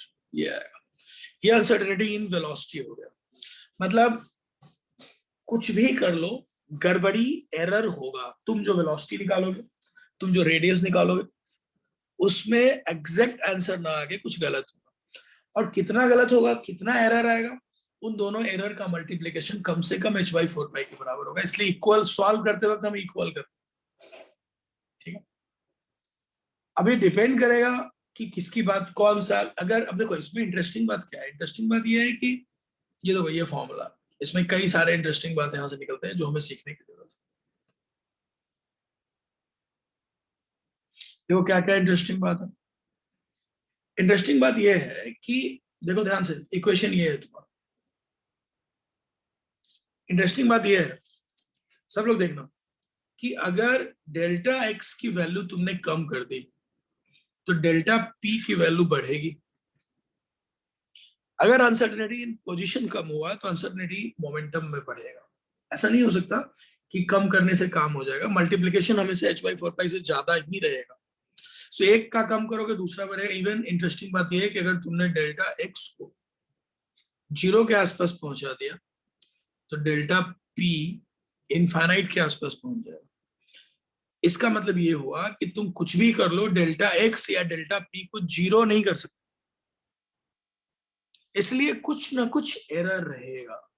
You can't calculate exact radius of electron and exact velocity of electron, क्योंकि इलेक्ट्रॉन की एक्चुअल पोजीशन, इलेक्ट्रॉन की एक्चुअल वेलोसिटी प्रैक्टिकली निकाली नहीं जा सकती, क्योंकि उसमें वेव कैरेक्टर को, वेव को इस तरह से एग्जैक्ट निकाला नहीं जा सकता।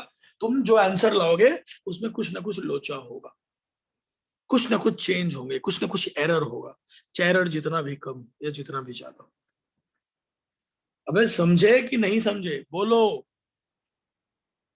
Yes sir. यस सर, समझा। अब तुम समझ रहे हो दुनिया कितना कंफ्यूज हो गई। पहले बोर के जमाने में लोग सबसे थोड़ा सा क्लियर थे, उनको लग रहा था कि चलो इलेक्ट्रॉन घूम रहा है, उसके बारे में हमको आइडिया है, थोड़ा अच्छा लग रहा था। अब एकदम से सामने क्या आ गया पता है, कि नहीं ऐसा कुछ नहीं है यार, मतलब कुछ पता नहीं है क्या होगा। अब दुनिया को ऐसा लगा कि ये वर्ल्ड बना है एटम से, एटम के अंदर है इलेक्ट्रॉन, और इलेक्ट्रॉन की पोजीशन का कुछ पता ही नहीं है। सोचो कैसा लग रहा होगा। अब अगर तुमको कोई बोले कि इलेक्ट्रॉन थर्ड शेल में है, तो तुम उसको रोक सकते हो कि नहीं ये मत बोलो, थर्ड सेल में है, तुम एग्जैक्ट नहीं बोल सकते। तो बोलेगा ठीक है भाई, मैं ऐसा बोल सकता हूं कि इलेक्ट्रॉन के थर्ड सेल में होने की पॉसिबिलिटी है। यस, ये थोड़ा अच्छा वर्ड है। यानी अब तुम ना 100% श्योरिटी से नहीं बोल सकते कि इलेक्ट्रॉन थर्ड सेल में है या फोर्थ सेल में है, कोई तुमको रोक सकता है और तुमको बोलना होगा कि ठीक है यार, हम बोल रहे हैं कि प्रोबेबिलिटी है इलेक्ट्रॉन के फोर्थ सेल में होने की, थर्ड सेल में होने की. So you will be now onwards you cannot be so sure about the position, so sure about the velocity, क्योंकि कुछ भी कर लो कुछ ना कुछ गड़बड़ एरर रहेगा. तो थर्ड सेल अगर तुम बोलोगे तो सामने वाला तुमसे पूछेगा कि आप इतने श्योर कैसे हैं, तो तुम्हें आंसर बदलना पड़ेगा और तुम्हें कहना पड़ेगा कि नहीं यार मैं बहुत श्योर नहीं हूं, चलो मैं बोलता हूं प्रोबेबिलिटी है इलेक्ट्रॉन के मिलने की. सो दुनिया हमेशा हमेशा के लिए बदल गई एटम की जब हाइजेनबर्ग और डी ब्रॉगी आए. सो हाइजेनबर्ग और डी ब्रॉगी ने एक नया सब कुछ मॉडर्न कहानियां बनाई जो एकदम अलग थी. एक और क्वेश्चन करते हैं. कैलकुलेट द अनसर्टेनिटी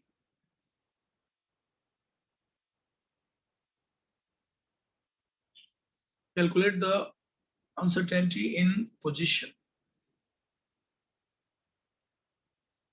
पोजीशन की अनसर्टेनिटी बतानी है.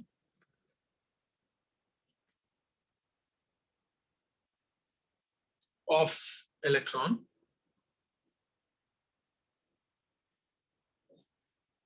whose velocity is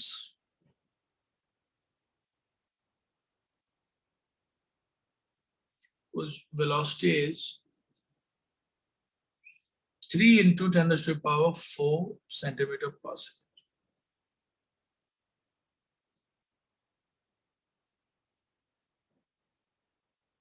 Accurate up to 0.001%. Given a mass of one electron,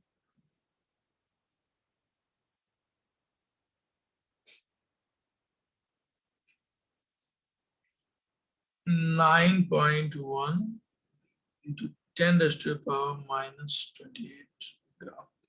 लिख लो भाई.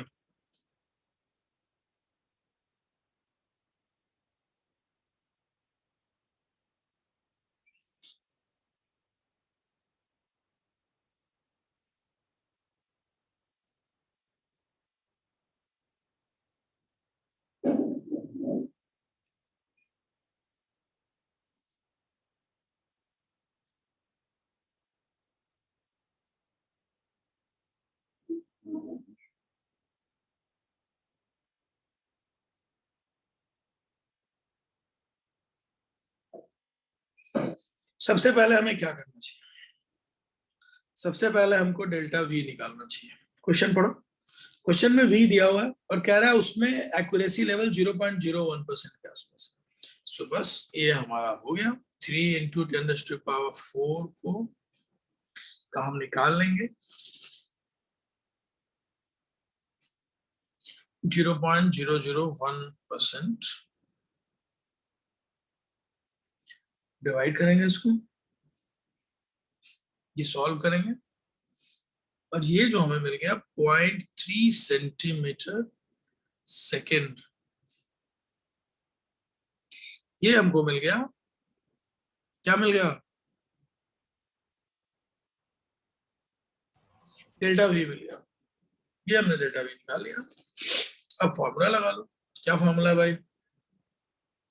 Delta x into delta v equal to h by 4 pi m. सारी वैल्यूज पुट कर दो, तुम्हें आंसर मिल जाएगा. इसमें करना है, सेंटीमीटर में है और ग्राम में भी है, दोनों सेम यूनिट है, सीजीएस यूनिट. आंसर सेंटीमीटर में आ जाएगा. So delta x equal to हो जाएगा, लेकिन h की वैल्यू को थोड़ा सा सेट करना होगा. h की वैल्यू जो दिया गया है वो जूल में है, उसको अर्ग में बदलना पड़ेगा. तो अर्ग में बदलोगे तो ये वैल्यू, क्योंकि सब कुछ सेंटीमीटर में है, तो अर्ग में बदलोगे तो ऊपर वाला चेंज हो जाएगा. 10 raised to the power minus 27 हो गया. अर्ग बोलते हैं इसको, 10 raised to the power 27 अर्ग. याद रहे सीजीएस यूनिट में एनर्जी का यूनिट एच का यूनिट जो है तो अर्ग होता है. तो ये यहाँ पे इसका यूनिट हो जाएगा अर्ग सेकेंड, जो कि एसआई में होता है जूल सेकेंड, और कोई अंतर नहीं है. सो मैं अर्ग में लिखूंगा तो ये वैल्यू थोड़ा चेंज होगा. ये भी सीखते चलो. 4 जानते ही हो, पाई पुट कर लो. m की वैल्यू ग्राम में हम ले सकते हैं, मैं पहले बता चुका हूँ, 9.1 into 10⁻⁻28 यूनिट। इसको तुम सॉल्व कर सकते हो, सॉल्व करोगे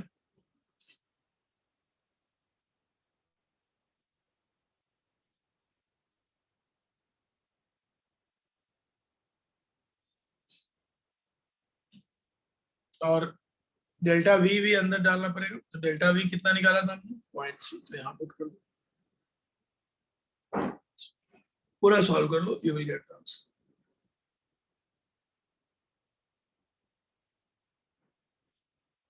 चलो भाई ट्राई करके बताओ कितना आंसर आएगा।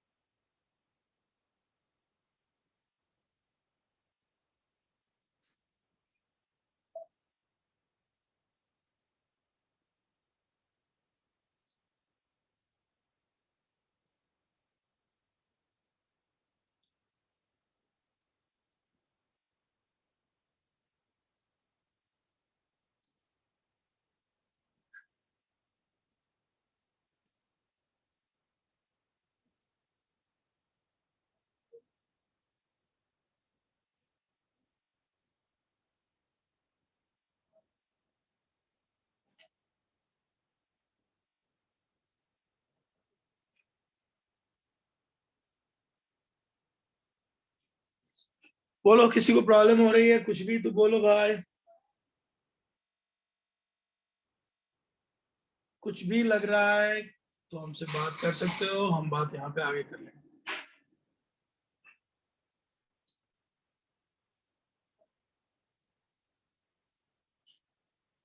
Anyone wants to ask anything, please tell me. Answer बताओ जल्दी, कितना होगा? जो भी होगा यहाँ से निकाल लेना भाई। सर 0.193 ऐसे कुछ आ रहा है। जो भी है भाई मेहनत करके निकाल लो, अब इतना तो निकाल नहीं सकते हो, मैंने सब बता ही दिया। ये कुछ डिस्कशन हो रहा था हमारा, हम बात कर रहे थे हाइजेनबर्ग की, हम बात कर रहे थे कैसे हाइजेनबर्ग की चीजें हो पाएंगी। मुझे लग रहा है ज्यादा मुश्किल नहीं है, बट थोड़ा सा ध्यान दें तो बातें ज्यादा क्लियर हो पाएंगी। सबको क्लियर हो रहा होगा, ठीक है?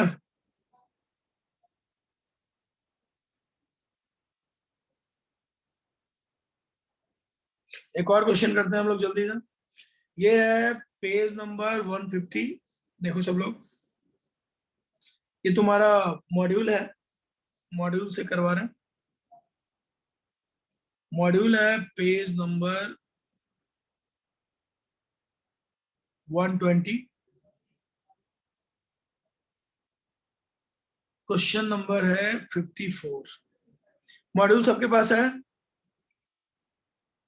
हाँ सर। बोलो, अरे मॉड्यूल है कि नहीं सबके पास? Yes sir. तो चलो ट्राई करो,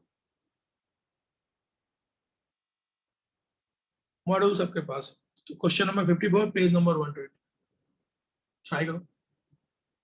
इस क्वेश्चन में जिन लोगों के पास नहीं है उनके लिए मैं क्वेश्चन लिख देता हूं, बट सीधा ही है। A ball of mass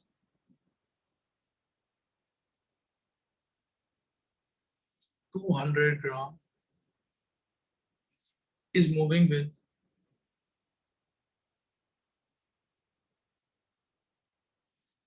with a velocity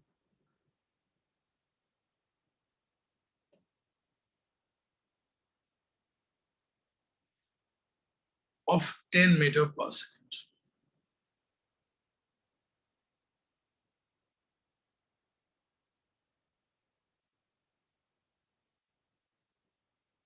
If the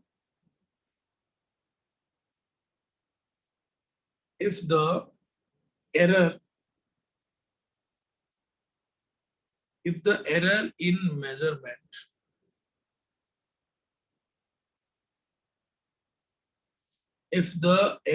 measurement of velocities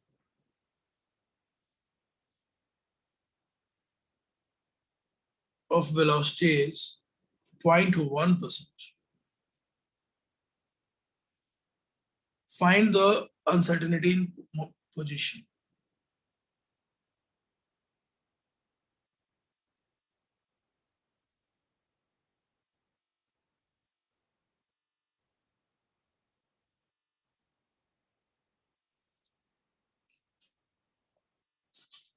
इसमें हमें पोजीशन की अनसर्टेनिटी निकालनी है। मेजरमेंट ऑफ वेलोसिटी 0.1 दिया हुआ है।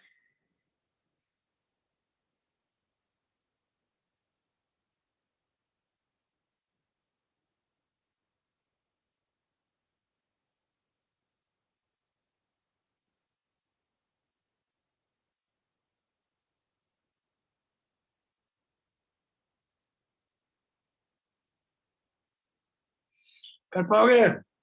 एकदम आसान सवाल है, करके दिखाओ जल्दी, क्योंकि इस तरह का एक सिमिलर सवाल 1 मिनट पहले हम लोगों ने किया था। करो जल्दी ट्राई।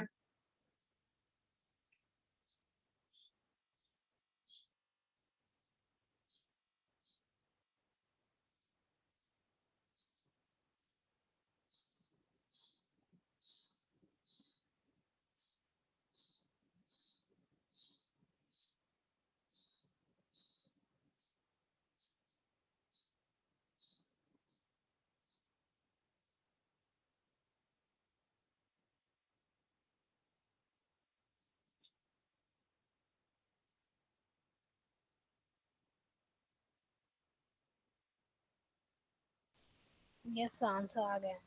वेरी गुड, सब लोग ट्राई कर सकते हैं। इस क्वेश्चन में वेलोसिटी दी हुई है और उसका ये दिया हुआ। सबसे पहले हमको डेल्टा वी निकालना चाहिए।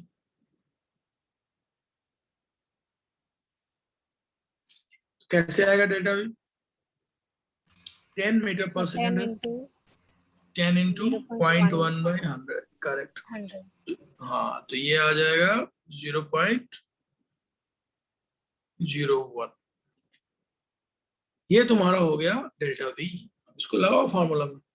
सो अब तो तुमसे सीधे अनसर्टेन पोजीशन पूछ रहा है। तो मास ग्राम में दिए तो किलोग्राम में है। हाँ, मास को ग्राम में है तो किलोग्राम में बदल देंगे। 200 ग्राम को केजी में बदल लो, यानी 0.2 केजी, 0.2। करेक्ट। अब फॉर्मूला लगा लो। सो फॉर्मूला हो जाएगा डेल्टा पी, सॉरी, फॉर्मूला है हमारा delta V into delta x equal to H by 4 pi M. और डेल्टा वी यहाँ पे दिया हुआ। डेल्टा वी कितना है? 0.01।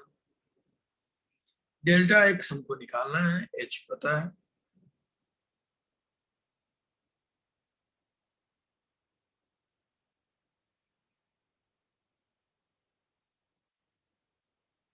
बाकी सारी बातें हमको पता है।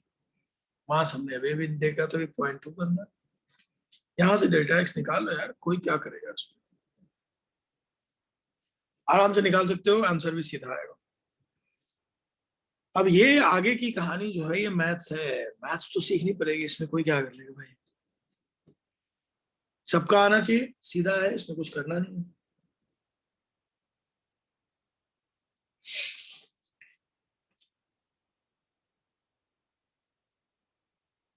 सब लोग बताओ यार, किसी को दिक्कत हो रही है हाइजेनबर्ग में? कुछ भी दिक्कत है तो बोलो।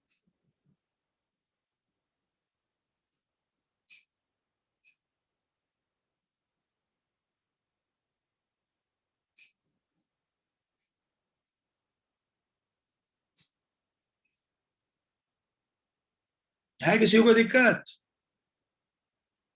पूछ लो भाई। No sir. Okay, done done, बहुत अच्छा, सबको समझ में आ रहा है तो बहुत अच्छी बात है। बाकी लोग भी बोलो यार, इसने तो इसको समझ आ रहा है, बाकी लोग बोलो सो दैट हम कर पाए। चलो, तो एक क्वेश्चन और मैं ढूंढ रहा था बहुत देर से, डी ब्रॉगी पे बेस्ड, वो भी कर लेते हैं। बहुत देर से ढूंढ रहा था, डायरेक्ट मुझे मिल नहीं रहा था। देखो ये क्वेश्चन मैं बता रहा हूँ, पेज नंबर है 128। क्वेश्चन नंबर है, बहुत देर से ढूंढ रहा था, मैं चाह रहा था एक क्वेश्चन इस पे करा दूं। 43 अपना मॉड्यूल से है। कहां से है? मॉड्यूल। चलो सब लोग ट्राई करेंगे क्वेश्चन। मैं क्वेश्चन लिख देता हूँ, लिख इसलिए रहा हूँ इसी बहाने बच्चे पढ़ेंगे, मैं शेयर भी कर सकता हूँ, पर मुझे थोड़ा लिखने में मजा आता है कि इसी बहाने बच्चे ध्यान से देखते हैं।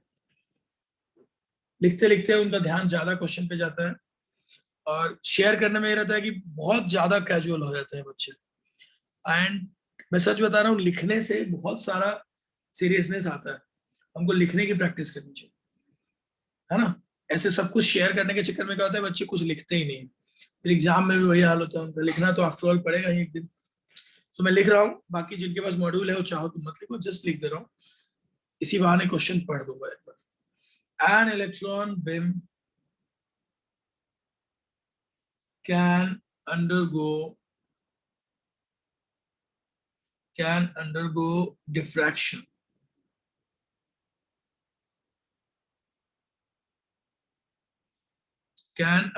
diffraction by crystals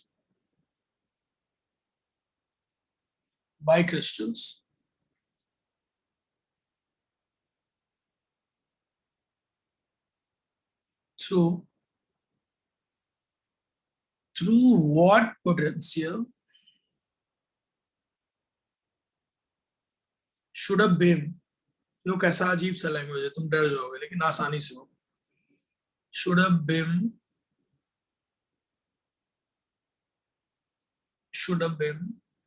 of electron accelerated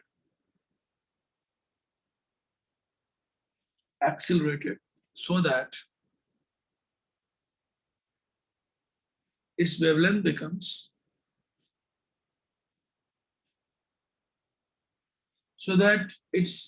becomes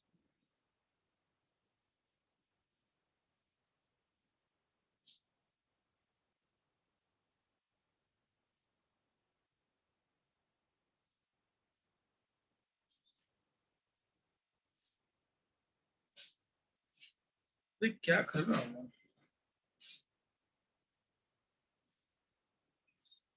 equal to 1.54 angstrom. Question ध्यान से पढ़ो। N electron beam can undergo diffraction, सब कहानियां हैं, इसमें डरने की जरूरत ही नहीं है, काम की बात पर ध्यान दो। N electron beam can undergo diffraction. देखो डिफ्रैक्शन इसलिए जाएगा क्योंकि इलेक्ट्रॉन में भी डुअल कैरेक्टर है, और ये डिफ्रैक्शन की प्रॉपर्टी जो होती है लाइट की होती है। तो इसका मतलब ये इशारा कर रहा है कि भाई डुअल कैरेक्टर आ रहा है, डी ब्रॉगली लगाओ। Through what potentials would a beam of electron accelerated so that its wavelength becomes, देख रहे हो, वेवलेंथ देके पोटेंशियल पूछ रहे हैं। कोई आंसर निकाल सकता है इसका? क्या कोई बता सकता है कौन सा फॉर्मूला हमें लगाना चाहिए?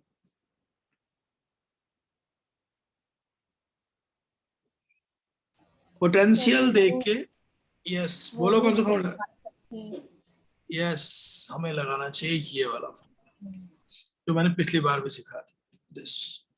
पोटेंशियल को बी से लिख सकते हैं,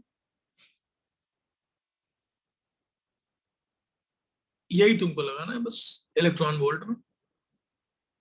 you will get the answer. लगाओ इसको। अब लिखो, यहाँ मैंने सिखाया था ना, ये एंगस्ट्रॉम में हो, ये इलेक्ट्रॉन वोल्ट में हो, सीधा आंसर आएगा। सो लिखो यहाँ 1.54, यहाँ लिखो 150, और यहां से जो निकालोगे ना वही तुम्हारा पोटेंशियल होगा। किसमें? इन इलेक्ट्रॉन। निकाल के देखो कितना आंसर आ रहा है, फटाफट करो।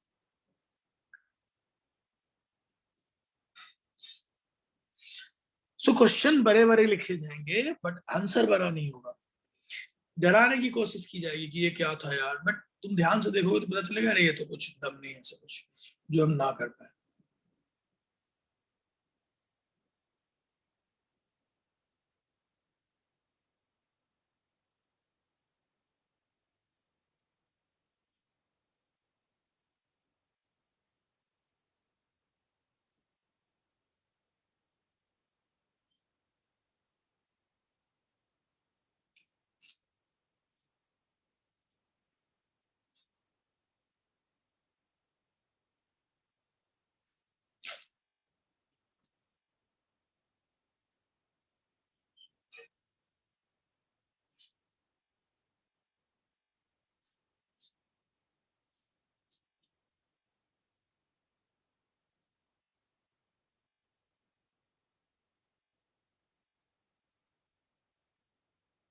डन।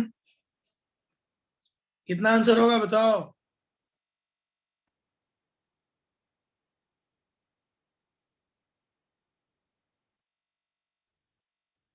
अरे आंसर तो बता ही सकते हो।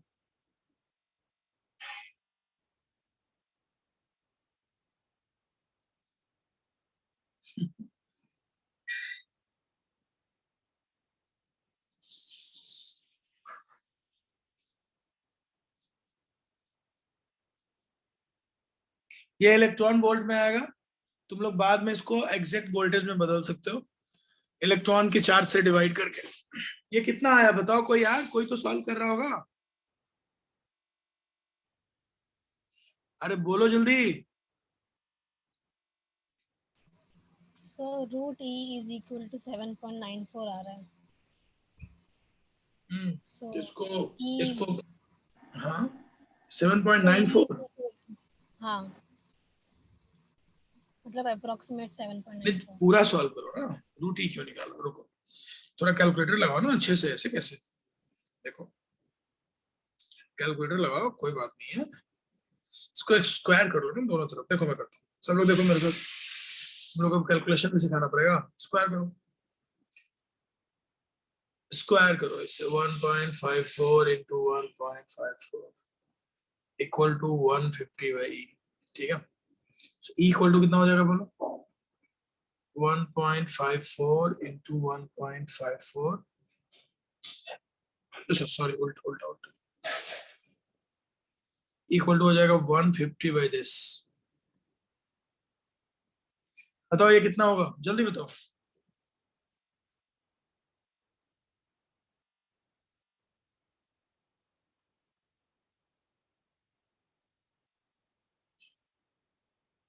अरे बोलो जल्दी। So 15. 15? नहीं नहीं, रुको मैं करता हूं। तो बाकी लोग सो रहे हो क्या भाई? थोड़ी कम से कम कैलकुलेशन में तो मदद करो। So हाँ 65.2. So हाँ 65। 65.2. हाँ 63.2। ये एक मिनट रुको, ये 1.5 इंटू 1.5 कितना होगा? 2.25 है ना? 63.29 आ रहा है।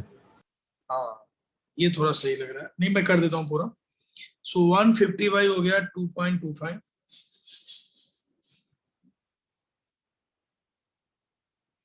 1.54 इंटू 1.54, सॉरी इसको थोड़ा ठीक कर लेते हैं। ये होगा 2, So 2.3 आ रहा है.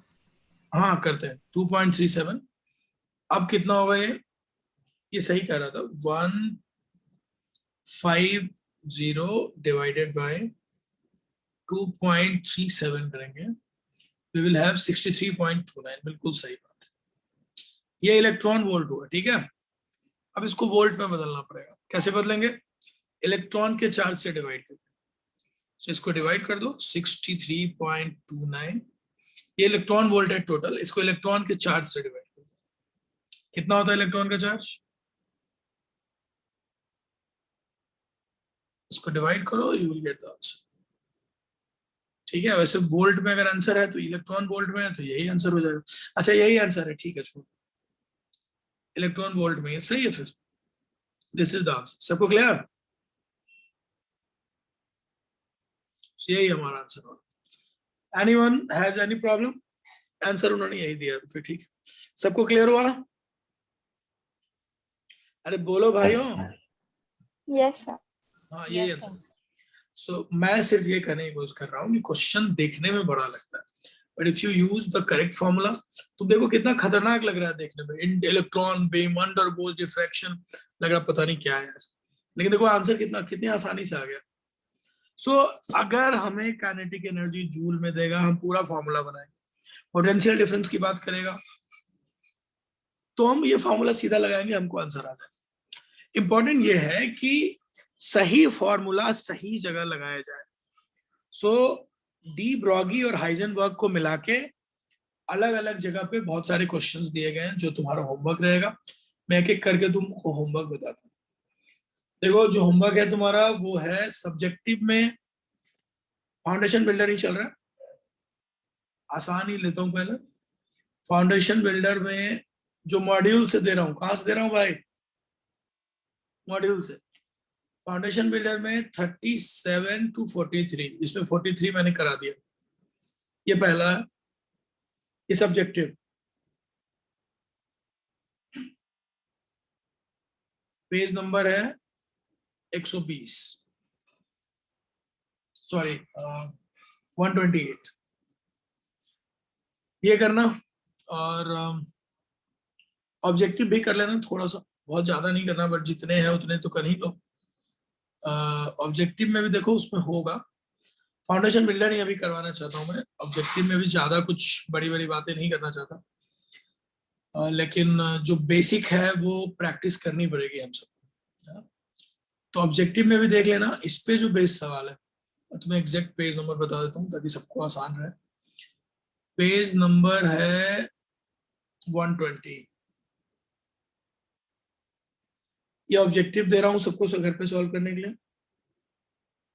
ऑब्जेक्टिव 50 to 56,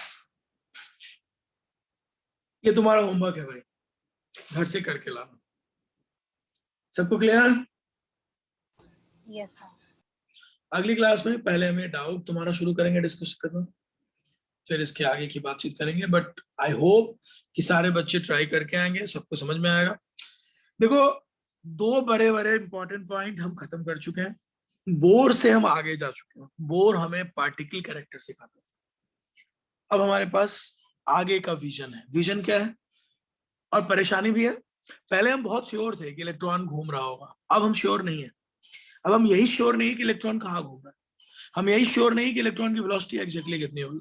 तो काफी कुछ चेंजेस हैं। अब इलेक्ट्रॉन को पोजीशन ढूंढना पड़ेगा जो कि अब संभव है नहीं। तो अब एटम कैसा होगा, अब एटम के बारे में हम क्या स्टेटमेंट देंगे, अब ये दुनिया बिल्कुल बदलने वाली है। Heisenberg and de Broglie were the first two scientist जिन्होंने न्यू मतलब मॉडर्न जो एटॉमिक स्ट्रक्चर है उसकी शुरुआत करी थी। ये दोनों नहीं होते तो हम आज तक बोर की दुनिया में भटक रहे होते। इन दोनों ने हमें नया रास्ता दिखाया कि इलेक्ट्रॉन को देखने का एक नया नजरिया दिया, एक नई विजन दी। और इस विजन से आगे बढ़ते हुए एक नए साइंटिस्ट जिसके बारे में हम अगली क्लास में बात करेंगे, उनका नाम है स्क्रोडिंजर। स्क्रोडिंजर ने इन दोनों की थ्योरी को आगे बढ़ाया और उसने दुनिया को बताया कि इलेक्ट्रॉन की पोजीशन तो नहीं ढूंढी जा सकती, बट मैक्सिमम प्रोबेबिलिटी के बारे में आइडिया लगाया जा सकता है by using some mathematical equations. उसने इलेक्ट्रॉन के लिए कुछ मैथमेटिकल इक्वेशन सॉल्व किए और इलेक्ट्रॉन एग्जैक्ट तो नहीं, 100% तो नहीं, बट मैक्सिमम प्रोबेबिलिटी निकालने की कोशिश की कि इलेक्ट्रॉन यहाँ यहाँ होगा। और उस बेसिस पे उसने एक नई चीज बनाई, दुनिया को बताया। इसका नाम था ऑर्बिटल, जो हम अगली क्लास में पढ़ेंगे। सो ऑर्बिटल थ्योरी शुरू करेंगे हम। उसके लिए बहुत ज्यादा इंपॉर्टेंट चीज क्वांटम नंबर शुरू करेंगे, नया वाला इलेक्ट्रॉनिक कन्फिगरेशन शुरू करेंगे। वो सब अगले क्लास में होगा। So next class will be very very important. हम अगली बार क्वांटम नंबर शुरू करेंगे थोड़ा सा स्क्वाड्रेंजर डिस्कस करते हुए। सो आई एम श्योर सब लोग आएंगे और नेक्स्ट क्लास में बहुत जरूरी चीजें डिस्कस होंगी। होमवर्क करके मिलते हैं नेक्स्ट क्लास में विद क्वांटम नंबर्स। चलो bye, take care, next class में। Okay Thank you.